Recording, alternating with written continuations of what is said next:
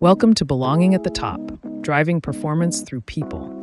The podcast where leadership gets real and people come first. Your hosts are Dr. Natalie Parks, psychologist, behavior analyst, best-selling author, and your go-to expert for dismantling systems of injustice while building equitable, high-performing teams. And Anthony Butler, leadership coach, thought leader, speaker, and master of helping leaders unlock their team's full potential, one breakthrough at a time. Together, they're here to tackle your toughest leadership challenges with just the right mix of science, strategy, and a sprinkle of humor. In this episode, we discuss the impact of AI on workplace culture. Natalie and Anthony focus on the importance of maintaining a human-first approach, regardless of how an organization implements artificial intelligence tools in their processes. Welcome to another episode of Belonging at the Top, Season 2. Natalie, how are you? I'm doing pretty well. How are you? I am well. Looking forward to our discussion today. It's kind of ironic for me, though. So, folks, we decided to talk about AI, specifically how to create cultures of belonging in an AI world, right? How do we do that? And I say it's ironic because we rely heavily on AI to produce this podcast. Absolutely. Very heavily. Very heavily. It can't replace our conversation, as Natalie pointed out before we were doing our pre-production work, but still, a lot of the final product, especially if you are consuming your podcast visually and you're watching this on YouTube right now, then most of the visuals you see are we've used some kind of AI tool to help create. We definitely didn't hand draw any logos. All those are AI influenced. A little behind the scene here, like we're watching The Wiz, not The Wizard of Oz, but The Wiz. But more behind the scenes content is that even our moderator, our MC, is an AI voice. That's not Natalie's voice. It's not my voice. We didn't hire someone to do a voiceover for us. We created a script, put it through an AI platform, and that's what you get. And we like it. It works. And most of you all didn't know. But it's just the two of us. Natalie and I have been working together, knowing each other socially and professionally now for a couple decades. I ain't gonna say exactly how long. Some of you already know anyway. But so we don't need that assistance with creating a culture of belonging. We already have that strong, high level of psychological safety with each other. But Natalie, what do you think is a struggle then for a couple, well, not a couple, but a company that does have a lot of people who don't know each other, who are relying on AI? What are the pain points for a leader who wants to stay ahead of the curve, wants to be progressive, wants to be competitive, and feels like AI is the way to do it, but also wants to make sure that he's got the people to, run the organization? So I think one of the big things right now, and whether people recognize it or not, we've been using AI for a very, very long time. We've just now entered maybe a new phase where AI is really starting to take hold in areas that we didn't see AI before, right? In writing and being a thought partner and all of these other things. And we are finding that some people are embracing it and super excited about it. Other people are trying to put it to bed and not ever use AI. But I think the real thing is that the question should be like, what problem is AI solving, right? And so if I'm a leader and I'm interested in AI and want to improve my business or my team using AI, it's really an efficiency thing, right? Mm-hmm. And I think it's important because when you and I were entering the workforce, we entered the workforce during a time where efficiency, being able to do the best work in the least amount of time, has been very highly reinforced. That was the thing to do. And I think that's where a lot of the fear is coming from, is like, will I be replaced? Because now there's a robot who is more efficient than I am. And that creates panic within a culture, right? Like it's hard to feel like I belong if I'm worried that when this AI tool gets implemented, or if my boss learns about this really cool AI thing, that I'm going to be replaced. And so I think part of it is, as a leader, we have to focus on what is the use for AI and where do we still need people. And one thing I know is that AI is never going to replace the human connection. It's never going to replace the human creativity. It's never going to replace those things about us that make us very human. It will allow us to be more productive, more efficient, all of those things, if you know how to use it right. And so I think as a leader, the first things first is you need to start leaning more into the human connection. If you've been a listener of the show throughout season 1 up to now, it's not a new theme, right? I think that's the whole point about creating a culture of belonging. It is that human connection, putting humans first, making sure people understand their value and feel valued and have that high degree of psychological safety in your work, on your team, in your space, wherever you operate. And I think, especially for those of us of a certain generation, we came up in the 80s and we're looking at Terminator and we see Skynet and we thought that was completely unbelievable. There's no way that can happen. Now I'm like, it's kind of here. Right. We're at the beginning phases of Skynet. And that's what I think the fear comes from that, especially for those of us who either you grew up during that time, you're a child of the 80s, or you at least somehow you're a movie buff. I mean, it's here, it's now. But to your point, when obviously I'm a little bit older than you. When I entered the workforce, we were still using dial-up for internet at home. People were happy to get an email address on a business card. Not every organization had email even. Fax was still very prevalent. You were communicating by phone and fax. And not a lot of PDFs. Folks, what's a PDF? Nobody knew what a PDF was. You were still trying to figure out how to attach a Word document. And so to see that progression over a couple decades to get to the point now where like Skynet looks really feasible and possible, I think that's part of it for a large portion of the workforce who's like, no, I see where this is going and I don't like it. And even on social media platforms now, you can see the prevalence of the use of AI. And I think people, to your point about having the human connection and what we can't replace, is still that being authentic. And I think you'll see, and you do see now on social media and different platforms where you see a video and first thing people say is, oh, well, that's AI.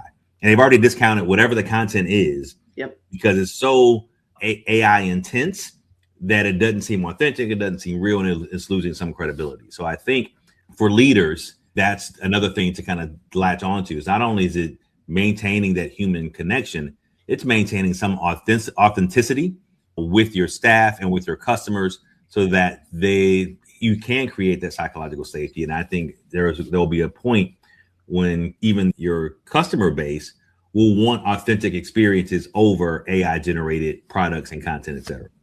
Right. I think in even thinking about leadership, and no matter what level of leader you are, what kind of company you are leading, I think in general, we have seen culture lean into, even during COVID, we don't need to be together. We are all good at home on video, what have you. And we have talked a lot about kind of the mental health issues that arose for many people. And I think what we're realizing now as we all are getting back to work in various ways and forms, and a lot of us are doing more hybrid stuff. Both you and I, we do a lot of stuff over video, but not always. But when we do end up in the same city, we do our best to try and be together. Usually it's my sickness and kids that keep me away.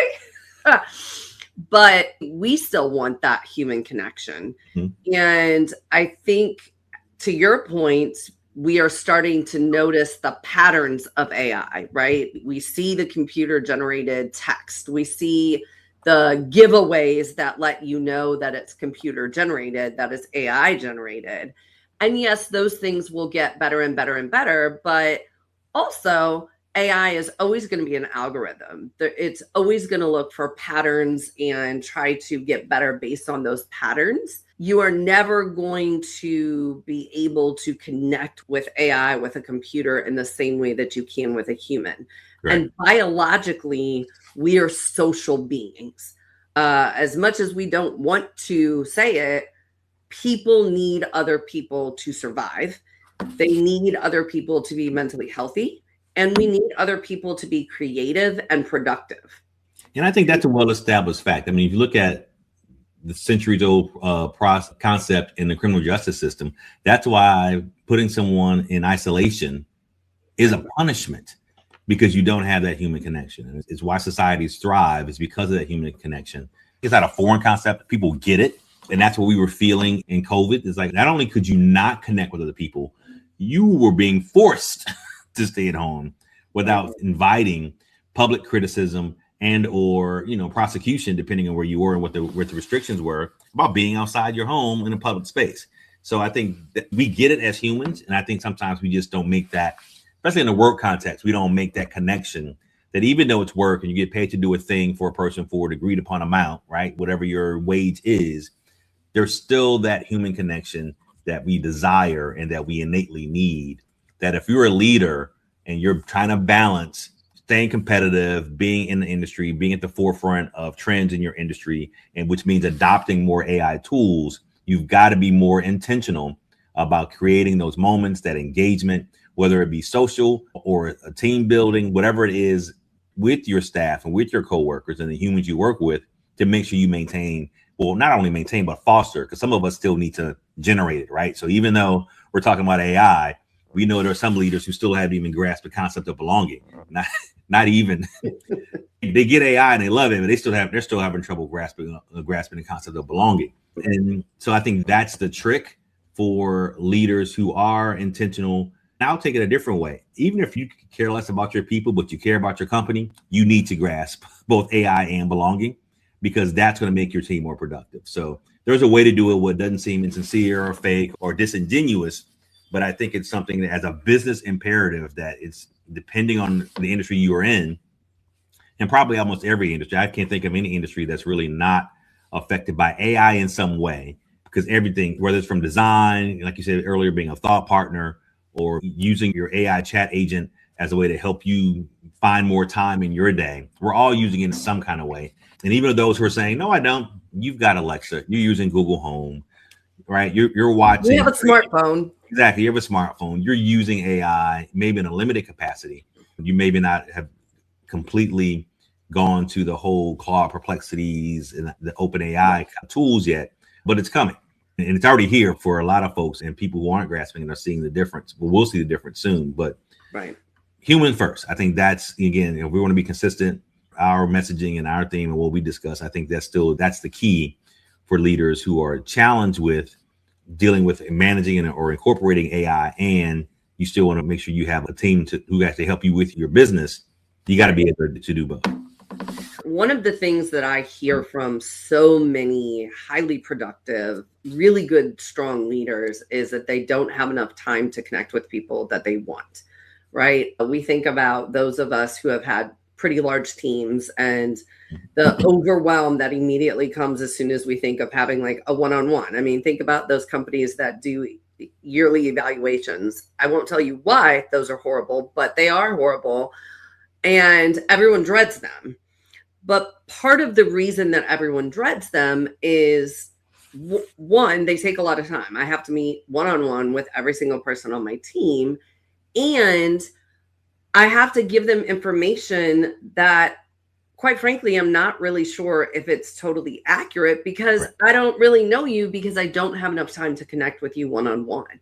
And so if we think about where is the place for AI, or where can a place for AI be, figure out how to use AI to make those things that can have increased efficiency better.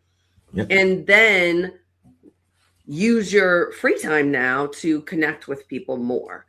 I cannot tell you how many people that I hear who are in maybe mid-level management or even entry-level positions who will say that like their boss's boss knows their name or came by and said hello.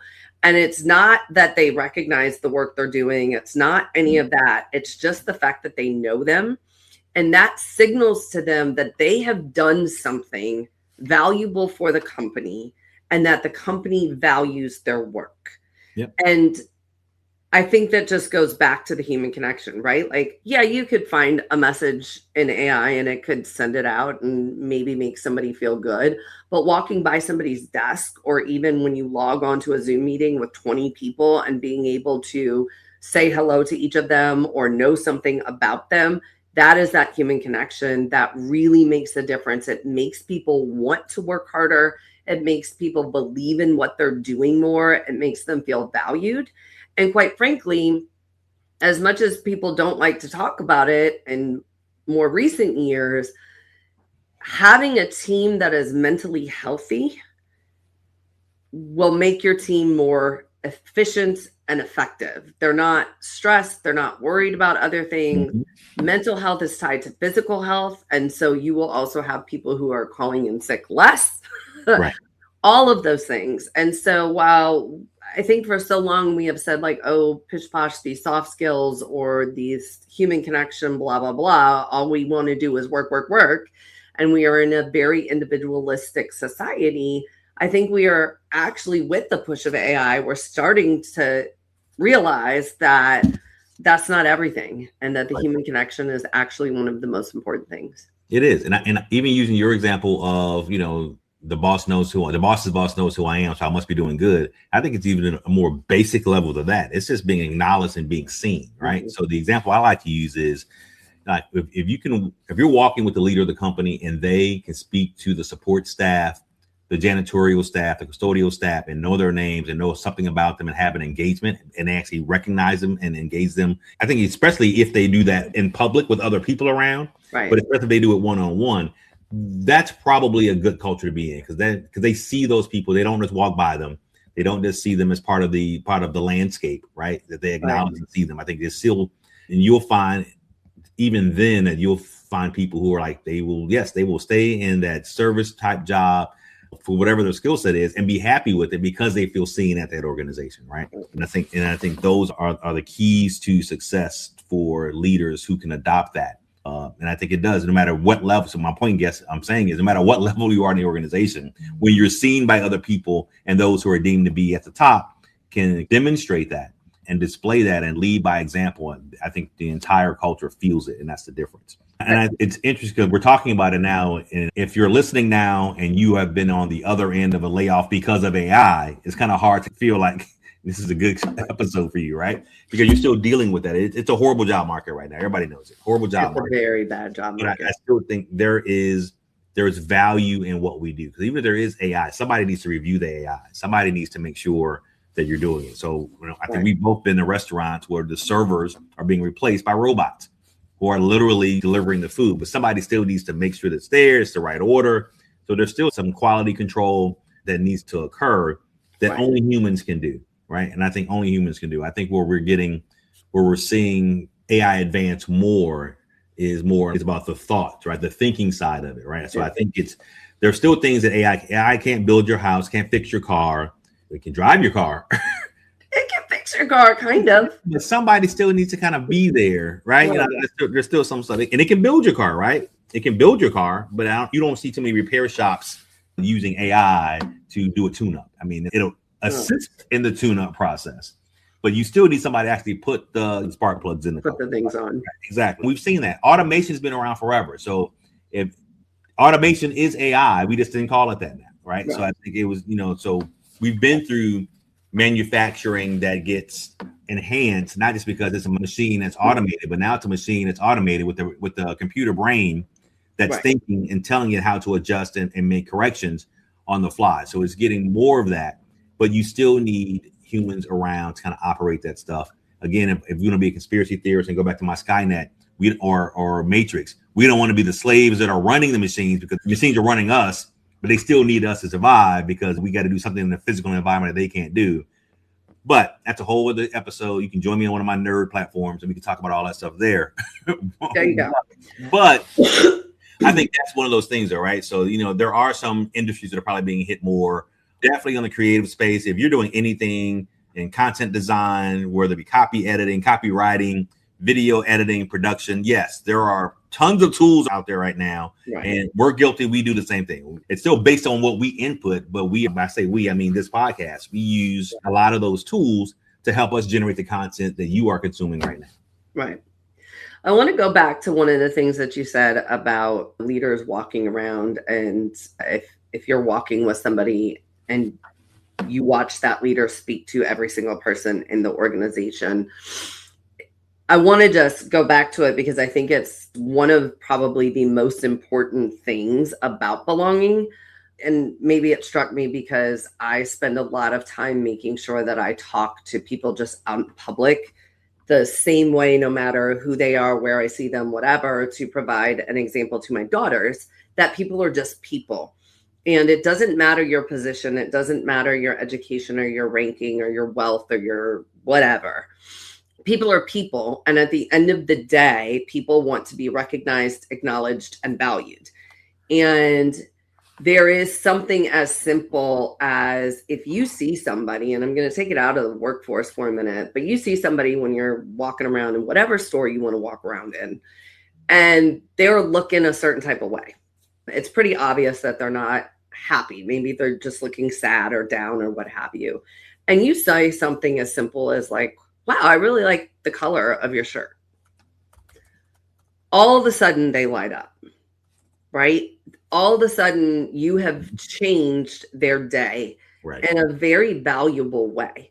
Now, it might just be for a moment. It might just be for that second. They might even look at you and as if you're crazy and say thanks and walk off. If you apply that to the workforce, though, and you are walking by, and be genuine, don't just say random things just to say it.